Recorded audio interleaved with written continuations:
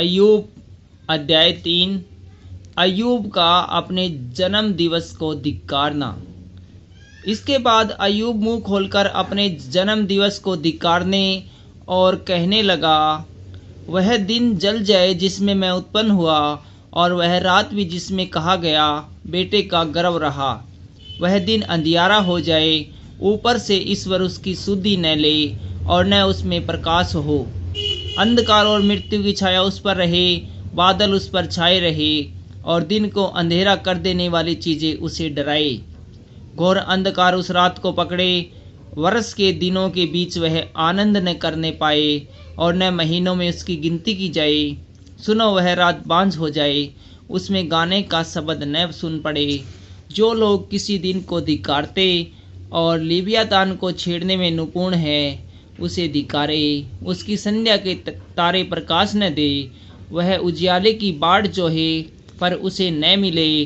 वह भोर की पलकों को भी देखने न पाए, क्योंकि उसने मेरी माता की कोख को बंद न किया और कष्ट को मेरी दृष्टि से न छिपाया।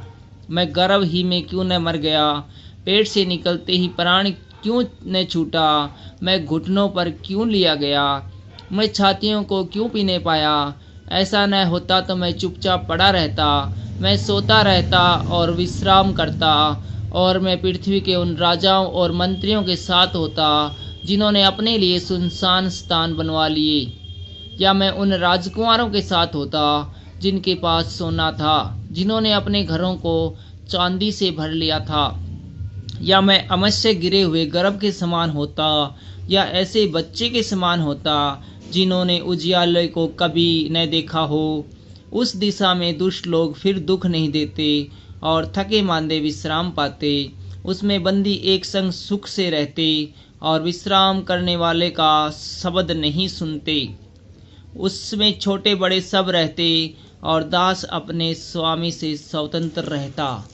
दुखियों को उजियाला और उदास मन वालों को जीवन क्यों दिया जाता है। वे मृत्यु की बाढ़ जोहते हैं, वह नहीं आती, और गड़े हुए धन से अधिक उसकी खोज करते हैं। वे कब्र को पहुंचकर आनंदित और अत्यंत मगन होते हैं। उजियाला उस पुरुष को क्यों मिलता है जिसका मार्ग छिपा है, जिसके चारों ओर ईश्वर ने घेरा बांध दिया है।